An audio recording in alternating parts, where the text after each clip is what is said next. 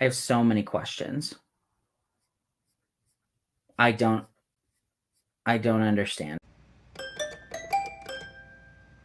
Hey guys, welcome to another video. My name is Ian. Welcome back to the channel Ian the Reader. Today I have a little bit of a different video for you all. In this video, I'm going to be reacting to a list that I found, which is a list of the most iconic speculative fiction books of the 21st century so far. Before we jump into my reaction of this list, I wanted to go over a couple of things. First, this is speculative fiction, so that basically encompasses sci-fi, fantasy, horror, and all of its sub-genres attached to that, so not really any limitations on that. Additionally, like I said, it is the 21st century so far, so that is 2000 to 2024. Those are all of the candidates for this list. Additionally, I did want to point out something that I did not realize before reacting to this list, because this is now after the fact. This is a list that is compiled from submissions by authors. So I will go ahead and put a picture of all of the authors that contributed to this list here. So it's not 100% comprehensive in that way. This is just a consensus from these authors. So just keep that in mind. This is where the list is coming from, these people. Additionally, I did want to say that this is an article from Reactor.com, which is formerly Tor.com. Now, I'm not 100% sure if this ultimately was like a marketing thing and a lot of these books are Tor titles. I don't think that's the case, though. I think these come from a variety of different publishers, but this is just something to note. This is a list from Reactor.com. I will leave a link to the entire article down below, and I think you should check it out because, as I mentioned here in just a second, there's a lot more to this article. This is just one portion of it. But that's pretty much all. I have a lot of thoughts on this, so stick around for those. Let me know in the comments what you think of this list, though, and yeah, buckle up and enjoy the ride. Alrighty, so let's go ahead and get started here with this list. I did want to go ahead and point out that there's a lot of really great content up here on recommendations for like different authors that are featured multiple times, and there's like translated fiction and graphic novels, hidden gems, things like that. So if you're looking for great recommendations, just go ahead and check out this whole page because there's lots of stuff on here. But like I said, for today, we're specifically going to be reacting to this portion, which is the most iconic speculative fiction books of the 21st century. And as far as like speculative fiction goes, I'm pretty sure it's talking about like fantasy, sci-fi, and like horror as well. So we will go ahead and see what this is all about. I want to see how many of these I've read as well. I'm going to go ahead and take some recommendations from you guys as well. Please, if I say I haven't read one and you think I should, please tell me which one I should read the most, because I will definitely not have read all these. But without any further ado, let's go ahead and jump in. Okay. So the 5th season definitely deserves to be on here. It definitely is iconic. I have a bit of a hot take on this one. I have read it. I wasn't crazy about it. I think I gave it like a 3.5. I think this comes down to a timing thing. I read it when I was in a bit of a reading slump, and I did listen to it on audio. So I just don't think I had the best circumstances to enjoy this book because it was really out there and wild, but I found it to be a bit too confusing and just experimental, I guess. I typically like experimental fiction, though, so I think I just need to give this one a reread when I'm in the right headspace for it, and I think I'll enjoy it more. That being said, like I said before, I do think that it definitely deserves to be on this list. Jonathan Strange and Mr. Norrell. So this one, I guess, is really, I mean, it is iconic. Personally, I prefer Piranesi. I've tried desperately to get into Jonathan Strange and Mr. Norrell. I've tried it like 2 or 3 times, and I've just struggled with it. It is very long. But you know what? I'm glad that Susanna Clarke is on here. So I'm hoping, if this is on here, I really hope Piranesi is on here because it deserves to be. All Systems Red. So I think this definitely deserves to be on here as well. Not necessarily because it's like the most amazing thing ever, but I do think for a lot of people, it is a gateway into sci-fi. It's very approachable. It's novella length with a really likable and unique protagonist with Murderbot. So like I said, I do think that it deserves to be on here as well. Would it be on my personal list? Probably not. I've read the first 3 novellas in the series, and I like them like casually. I think they're pretty good, some fun, but I wasn't like obsessed with them by any means. So yeah, but yeah, it deserves to be here for sure. Ancillary Justice. I hope I said that right. By Anne Leckie. So I've heard about this one, but I have not read it. It's a space opera. I know there's like, I want to say 3 or 4 books, and then there's a collection of stories as well. But I really know very little about the plot of this. So I can't say one way or the other if I think it deserves to be here. And this is of the 21st century. So that's encompassing like 2000 to 2024. Maybe. I'm going to say maybe. I don't know. If you guys have read this one, let me know if you think it belongs here. Gideon the Ninth by Tamsin Muir. So, wow, I'm really just not vibing with this list. This is another one that I thought was fine. I think that it tried to be too many things, in my personal opinion. I found myself at odds with the plot and the world and the setting and the dialogue and attitudes of the characters. I just thought that it didn't mesh very well, personally. I know that people love this series. And again, this may have been a timing thing. I read this right after reading the first Malazan Book of the Fallen book, which was confusing on its own, but then I read Gideon the Ninth, which was also confusing. So I really need to be in the right headspace for confusing fantasy. But, you know, if it's your cup of tea, then sure. The Hunger Games by Suzanne Collins. Absolutely. This is like defining a generation of readers. It is what gets so many, you know, middle school, high school age kids into reading. I want to say it's like a successor in some ways to Harry Potter. And so absolutely, this deserves to be on this list. I feel like that's undeniable. So really pleased with that. Jade City. Yeah, buddy. Oh man. This makes me very happy. I feel like Jade City, the trilogy as a whole, the Greenbone saga is, you know, popular on book like platforms, like on BookTube and Book Talk, I suppose, as well. It is popular, but I feel like I never hear people talk about it in real life. So the fact that it made this list just makes me so happy. This trilogy is absolutely incredible. I am most happy about this one being on this list, though I will say I'm a little bit surprised, but I'm very happy about it. So great job, Reactor. Okay, here we go. Piranesi by Susanna Clarke. Perfect. Okay, I'm happy now. As long as this one's on here as well as Jonathan Strange, I'm good, because Piranesi truly is iconic. One of the best fantasy standalones, one of the best standalones I've ever read, with an atmosphere that is so killer, and just so much mystery. This is like a mystery wrapped up in the most unique and mesmerizing atmosphere, and it's so short too. Oh my gosh, we love a short fantasy. So yeah, Piranesi, fantastic. So glad it's here. The Only Good Indians by Stephen Graham Jones. Wow, I'm really pleased to see this one here as well.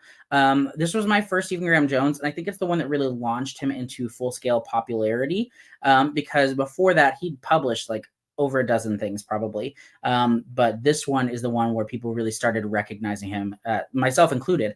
And so very glad to see this is here. Great representation, really a unique story, and one that I feel like still deserves more attention. So love that they put this on the list. Very good.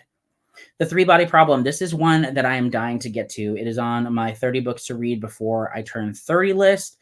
So hopefully I'll get to it within the next year. Otherwise, I only have a year left to get to it. But yeah, this is definitely iconic. I feel like when people talk about like powerhouses of the sci-fi genre, this is always mentioned, and rightfully so. I think the Three Body Problem has added a lot of people to like hard sci-fi lovers, but it's one that is definitely a bit divisive as well, because I know it's not very character driven. It's more idea focused, but it's one that I really want to check out. So it makes sense that this is on the list. Okay, next we have Babel by R.F. Kuang. I'm really excited to see this on here as well. This is on my TBR for the rest of 2024, so I will be able to contribute whether or not I think it deserves its spot now, but I feel like it's one that truly is just beloved by almost everyone. There's definitely some people that this book doesn't work for, but for the most part, I've heard people just rave about how amazing it is. So I'm really excited to get to this one. I'm not at all surprised that this book is on this list.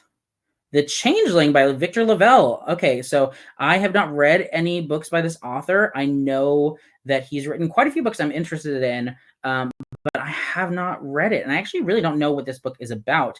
I want to say this has a pretty divisive Goodreads rating. I could be completely off base there, but I thought it did. But this one I'm very curious about. So maybe this will be the one off of this list that I kind of take the recommendation of. But yeah, very excited to see a book I didn't expect at all on here. A Memory Called Empire. Wow, by Arcady Martin. So this is a duology, which I always love duologies because it's short, it's to the point, but it is enough to give you something you're wanting more than just the first book. But I'm really surprised by this one as well. Not necessarily because of its quality. I've heard people review it very well, but just because it's not one I hear people talk about a whole lot. So very interesting. Very, very interesting. I know this is a space opera, not too long ultimately, which is great because space operas typically tend to be on the chunkier side. But I know book 1 isn't particularly long, but I'm not sure about book 2. But very cool. Glad to see something here that is a bit underrated. Cloud Atlas by David Mitchell. Yeah, not at all surprised by this one. I haven't read any David Mitchell yet, but he's an author that is very high on my TBR. I'm thinking either Cloud Atlas or The Bone Clock will be what I read from him. But probably Cloud Atlas, especially since it's on this list. So yeah, this is iconic. I feel like it is a speculative fiction book that people talk about all the time. And seeing this book on this list, I'm just now thinking about it, but I bet there will be a Haruki Murakami book on this list as well. But we'll see. So cool beans, Cloud Atlas. I love it. Exhalation, stories by Ted Chiang. Yeah, this makes sense. I was thinking it might be stories of your life. Is that the other collection? But Exhalation, I'm glad that's here too. I have this up on my shelf. I recently picked up a copy and I'm very excited to read it as well. I have not read any stories by this person, but I have watched the movie Arrival, which is based on one of his short stories. So it makes me very curious to see what it's all about. I've heard nothing but good things about his collection. So very excited about that. Oh, Hild by Nicola Griffith. I have never heard of this book at all. Wow. I haven't heard of this author or this book. So this is cool. What does it say? Gorgeous, captivating prose, 7th century Britain. You could say that it's a fantasy novel without magic, except that it's debatable. The protagonist is a seer whose strength lies in a singular power of observation and an ability to analyze patterns in people. Okay. I am very intrigued. Yeah, I did not see this coming at all. So I think this is super cool. Never heard of it. And I'm going to have to pick this up because it's iconic, apparently. Six of Crows by Leigh Bardugo. See, I guess. I am not crazy about this book either. Leigh Bardugo is an author that I was a fan of when I was in high school, but kind of fell off for me. I read Six of Crows as an adult, and it just didn't really work for me. It felt like it was just a watered down version of other stories that I enjoyed. But I do know that people love this duology. So that's fine. I'm fine with it, I guess, but I personally would not have this on my list. But if you're trying to include more YA, it makes sense that this is here. Okay, Stories of Your Life and Others by Ted Chiang. So I get it now. Okay, so like I said, I thought this was the collection that was going to be on this list. So 2 collections on this list. That's crazy. I really need to read this author ASAP. This is How You Lose the Time War. So yeah, this makes sense as well. This is a speculative sci-fi time travel romance about 2 time travelers writing letters to each other. And I've heard it's just a masterpiece. So it's definitely one I want to pick up. And I'm not at all, like I said, surprised about this one being on here. I feel like people adore this book. I really need to read it. Okay, next is Uprooted by Naomi Novik. I guess I have tried to read this book and I just could not get into it. I DNF'd it. And it's not one that I really see myself coming back to. I've seen some pretty mixed reviews for it. I've heard Spinning Silver is good too, but I do know this is more popular between the two. So I'm not surprised, I guess. But yeah, okay, that's fine. The Goblin Emperor. Okay, so this is another one that kind of surprises me. I knew this was like popular-ish, but I didn't know it was that popular. But although I guess this list isn't going for popular, it's going for iconic, which is, up for debate on what that means. But The Goblin Emperor is one I've heard good things about. I've heard it's like very political fantasy-ish. And I'm into that. So I know there are 3 books in the series, but I believe that they are all like kind of standalones. But I think The Goblin Emperor was the recommended starting point. So I'll have to give this one a read at some point. Like I said, I've heard really good things about this from people that I trust. But yeah, a bit surprised to see this one on the list as well. Annihilation by Jeff Vandermeer. Very happy to see this one on here. A great sci-fi book. It's like a speculative sci-fi thriller horror book almost. Really fantastic. It's the first book in the Area X series, which now has 4 books. The 4th one just came out. I've only read Annihilation, and I'm actually okay with that. It's such a compact and full story in some ways. Like, there's definitely some mysteries, but I kind of like the ambiguity of what's going on. So I don't personally feel a need to continue. Maybe I will at some point, but Annihilation was a really fantastic book, and I'm really glad to see it on here. Very glad. Feed by M.T. Anderson. So I've heard good things about this book. I have read one book by M.T. Anderson, which I kind of enjoyed. I can't remember what the name of it was. But Feed, I've seen around quite a bit. I believe it's taught in middle schools, at least sometimes. So cool. I haven't read it, but I am interested in it. It's a YA dystopian book. So cool beans. Next up, Full Metal Alchemist. So cool to see a manga in here. I've never read a manga, but this is one that I absolutely want to try. So yeah, I've heard good things about it. Of the mangas that I know about, I'm not surprised to see this on here. Maybe we'll see Death Note on here as well if that came out in the 2000s.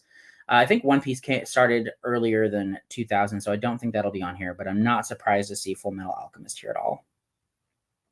Magic for Beginners. So I've heard of the short story collection, but I have not read it. That's a common theme. There's a couple books on here that I've loved, but mostly it's either I haven't read it or I wasn't crazy about it. So an interesting list. I I don't know that I've heard anyone really talk about this book. The only reason I know about it is because I was searching for a short story collection on my library app and I stumbled across it. But the book itself, I have not heard a single review for. So this one, I call into question whether or not it necessarily deserves to be on this list, but it's on my list.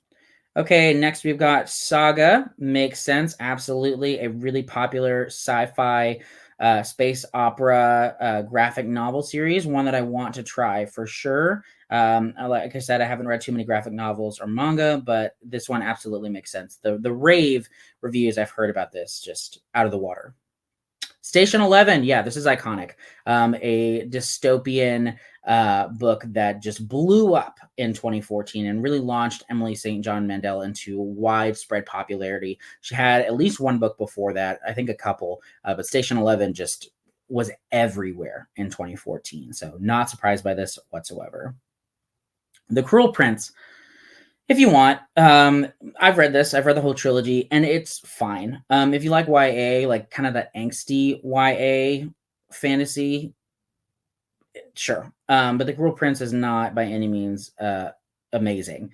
But I suppose if that's your area, that it is iconic. So sure. I'm wondering now if we're going to see Sarah J. Maas in here. If we've got The Cruel Prince, we're going to see Sarah J. Maas. The 100,000 Kingdoms by N.K. Jemisin. So this one I've heard good things about as well. N.K. Jemisin, again, the author of the 5th season. So interesting pick here. I'm glad that she gets another feature. The only thing that's said about this is epic delight. So that's a hard sell for me. I like it. The Paper Menagerie and Other Stories by Ken Liu. Yeah, absolutely deserves to be here. An incredible story collection that just is full of so many great ideas, but also has so much heart and humanity in it as well. Ken Liu is a master. I wonder if the Dandelion Dynasty is going to be on here as well. I think it deserves to be here, but we'll see. The Trader Baru Cormorant. Cormorant, I don't know how to say that one, but yeah, this is the one I have the audiobook for. I've heard good things about book one, but not as good things about the rest of the books. So I have not started this series, but yeah. And it says a political fantasy book about an accountant. Oh, yes. Fascinating. I did not know it was about an accountant. So if that's your cup of tea, then go for it. But yeah, I'll probably give this a try at some point. Vita Nostra. So glad to see this here. It's a translated work. Dark Academia. I have not read it, but I've heard pretty good things about it. I'm not crazy about the Dark Academia genre, though I do like the aesthetic of it. Yeah, I'll probably read this maybe one day, but it's not high on my list. I am surprised that it came out in 2007, though, because I've seen it growing in popularity as of late, and the cover is one that definitely looks very today kind of in, if that makes any sense. But yeah, 2007, that's surprising to me. Okay, and then we just have other notable submissions. That's it? Wow. Okay, I need to read about what this list was like, what determined this list, because what? That's it. No Sanderson. No, I mean what's happening here? Am I missing what this is about? Is it just books that like are set on Earth? Is that what we're doing here? What am I missing? What am I missing? That's it? I have a lot more issues with this list now that I know that that's it. Other notable submissions. Okay, let me look over this other notable submissions list real quick. The Blade itself, okay, deserves to be here. Cersei, sure, yeah, good. There's a couple in here that I wouldn't put. All the Birds in the Sky I wouldn't put here. The Ballad of Black Tom, I haven't read it. Again, by that Victor LaValle author. The Curse of Chalion, I have not heard of that book. A Darker Shade of Magic, fine if you want. Deathless by Catherine Ann Valenti, really? Her Body and Other Parties, okay. House of Leaves, yeah, definitely deserves to be here. Kushiel's Dart, Elaborate Mount Char, okay. Light from Uncommon Stars, I don't know what that is. Lincoln and the Bardo, yeah, okay. The Martian, yeah. Although I would put Project Hail Mary above The Martian.